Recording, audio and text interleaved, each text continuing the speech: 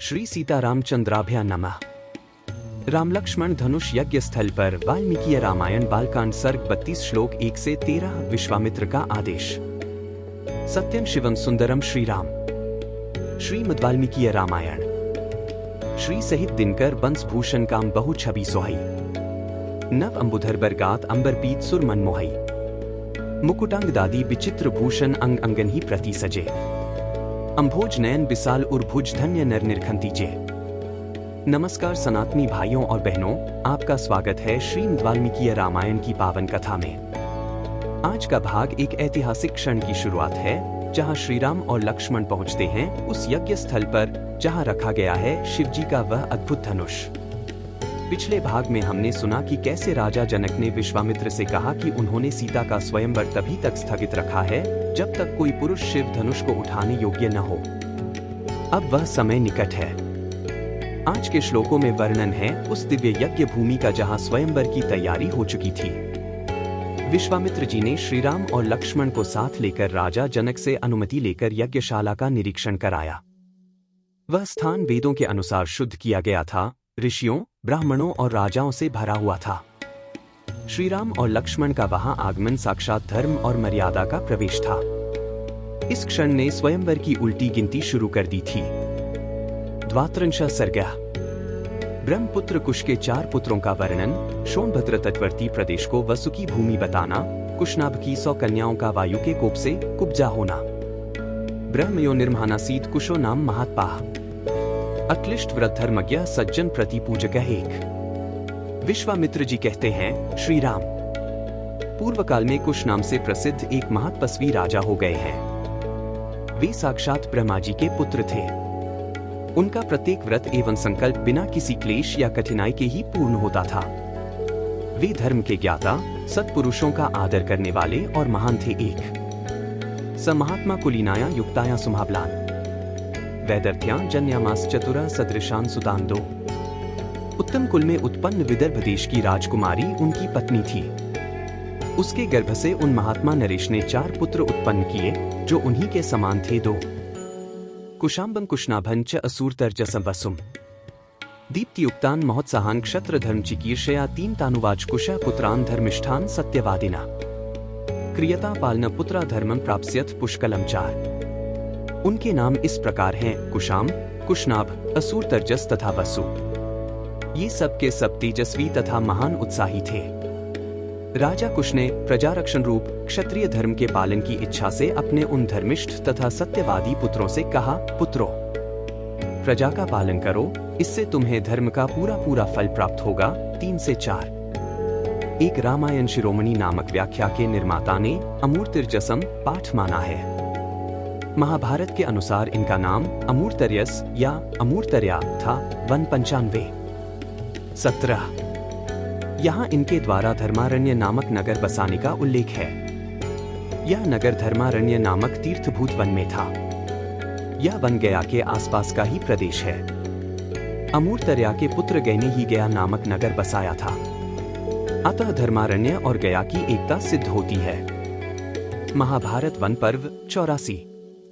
85 में गया के ब्रह्म सरोवर को धर्मारण्य से सुशोभित बताया गया है। 1082। 47 धर्मारण्य में पितृपूजन की महत्ता बताई गई है। कुशस्य वचन श्रुत्वा चत्वारो लोक सत्तमाः। निवेशन चक्रिरे सवे पुराणान विव्रास्तदा 5। अपने पिता महाराज कुश की यह बात सुनकर उन 4 लोक शिरोमणि नरश्रेष्ठ राजकुमारों ने उस समय अपने अपने लिए पृथक पृथक नगर निर्माण कराया। 5 कुशाम्बस्तु महातेजाः कौशाम्बीं करोत्पुरीं। कुशनाभस्तु धर्मात्मा पुरं चक्रे महोद्यम 6। महातेजस्वी कुशाम्ब ने कौशाम्बी पुरी बसाई, जिसे आजकल कोसम कहते हैं। धर्मात्मा कुशनाभ ने महोदय नामक नगर का निर्माण कराया। 6 असुर तर्जसो नाम धर्मारण्यम महामतिया। चक्रे पुरवरन राजा वसुनाम गिरिव्रजम 7। परम बुद्धिमान असुर तर्जस ने धर्मारण्य नामक एक श्रेष्ठ नगर बसाया तथा राजा वसु ने गिरिव्रज नगर की स्थापना की। 7 एषा वसुमती नाम वसोस्तस्य महात्मनः। एते शैलवराः पंच प्रकाशन्ते समन्ततः। 8 महात्मा वसु की यह गिरिव्रज नामक राजधानी वसुंती के नाम से प्रसिद्ध हुई। इसके चारों ओर ये 5 श्रेष्ठ पर्वत सुशोभित होते हैं। 8 महाभारत सभा पर्व 21 1 से 10 में इन 5 पर्वतों के नाम इस प्रकार वर्णित हैं। 1 विपुल, 2 वरा, 3 वृषभ ऋषभ, 4 ऋषिगिरि मातंग तथा 5 चैत्यक। एषा वसुमती नाम वसोस्तस्य महात्मनः। एते शैलवराः पंच प्रकाशन्ते समन्ततः। 8 महात्मा वसु की यह गिरिव्रज नामक राजधानी वसुंती के नाम से प्रसिद्ध हुई। इसके चारों ओर ये 5 श्रेष्ठ पर्वत सुशोभित होते हैं। 8 महाभारत सभा पर्व 21 1 से 10 में इन 5 पर्वतों के नाम इस प्रकार वर्णित हैं। 1 विपुल, 2 वरा, 3 वृषभ ऋषभ, 4 ऋषिगिरि मातंग तथा 5 चैत्यक। सैषा ही मागधी राम वसोस्तस्य महात्मनः।